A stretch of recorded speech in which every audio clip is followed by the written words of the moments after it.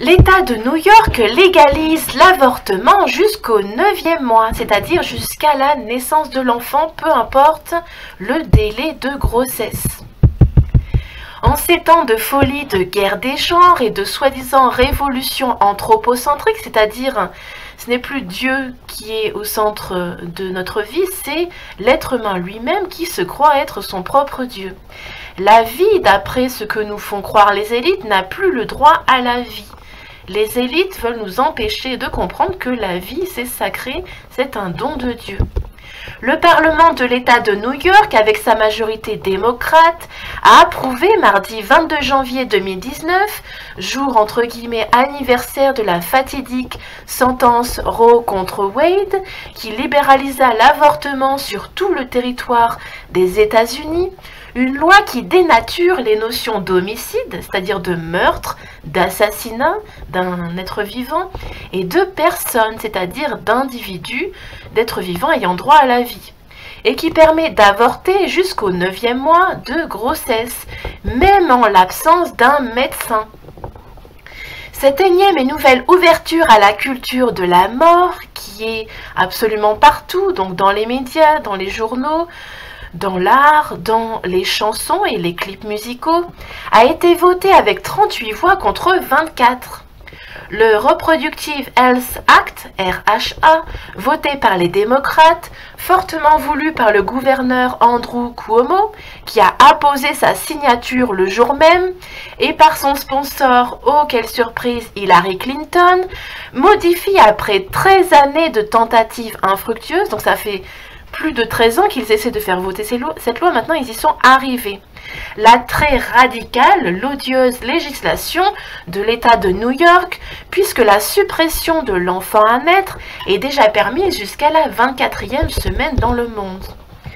Le RHA définit la santé reproductive inclusive, je cite, expression qui pour les promoteurs de l'extension de la loi inclut la contraception et l'avortement, un élément fondamental pour la santé, je cite, l'intimité et l'égalité de chaque individu. Après avoir affirmé le droit à la stérilisation, le texte du RHA poursuit dans un crescendo mortel, avalisant l'indifférence morale entre deux choix. Donc il n'y a plus de moralité, il n'y a plus d'éthique dans ce cas-là. Je cite, chaque individu, le texte ne parle pas de femme, soumission à l'idéologie transsexualiste oblige, chaque individu qui reste enceinte a le droit fondamental de choisir si continuer sa grossesse, faire naître l'enfant ou avorter, même s'il n'y a pas de raison particulière. Donc c'est vraiment du grand n'importe quoi. L'État, continue la loi, ne peut nier ou interférer avec l'exercice des droits mentionnés plus haut de la personne. Cette disposition signe la fin future de l'objection de conscience des médecins et infirmières. Donc on n'en appelle même plus à la morale pour dire mais arrêtez-vous, vous allez tuer un être humain. Un quelconque agent sanitaire, précise la loi, pourra, après une évaluation en toute bonne foi, entre guillemets, pratiquer un avortement même après la 24e semaine de grossesse, dans le cas où il retient que l'enfant n'a pas rejoint la capacité de vivre de façon autonome en dehors du sein maternel, ou dans le cas d'un danger pour la vie ou la santé de la femme, ce qui inclut les plus diverses motivations psychologiques. Donc si la maman qui porte l'enfant n'a pas d'éducation, on ne lui a pas appris certaines notions clés de morale, eh bien elle peut décider de n'importe quoi, ce qui est hautement criminel. Jacques Attali nous avait prévenu, il nous prévient depuis des décennies que tout ce qui est immoral, tout ce qui est criminel va être peu à peu légalisé.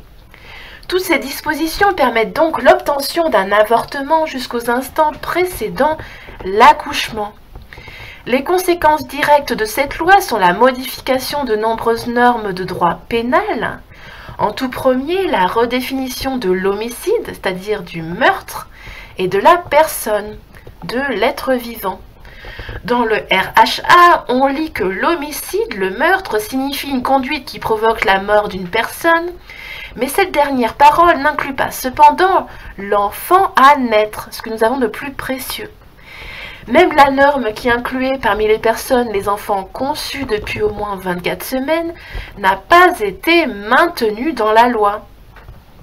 Je cite, « Une personne, continue le texte de loi, quand on se réfère à une victime d'homicide, de meurtre, signifie un être humain qui est né et vivant.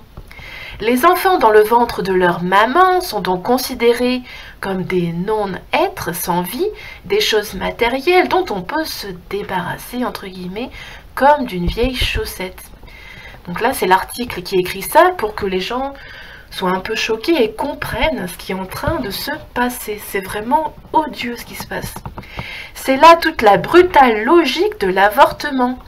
Niant la vérité biologique, niant l'existence de l'être vivant, d'une personne humaine dès les premiers instants de la conception, les militants de la culture de la mort en arrivent à nier l'existence pure et simple de l'enfant dans le ventre de sa mère jusqu'à sa naissance. Lorsque la loi est passée, une voix dans la salle a crié, je cite, « Que Dieu Tout-Puissant ait pitié de cet État ». Donc je le répète, je partage cet article parce que c'est extrêmement choquant ce qui est en train de se passer. La vie est un cadeau de Dieu. Quelle femme peut être aussi heureuse qu'une femme qui attend un enfant dans son ventre, un enfant né de l'amour? Il faut être passé par là pour comprendre. Il faut savoir que les élites qui nous dirigent sont pour la plupart sans enfants. Alors est-ce que ça leur permet d'aller plus loin dans l'horreur? Je ne sais pas. Essayez de partager cette information. Cette information est très largement répandue dans la presse, puisque dans la presse on peut encore, il n'y a pas trop de censure, on peut encore partager énormément d'événements qui sont en cours.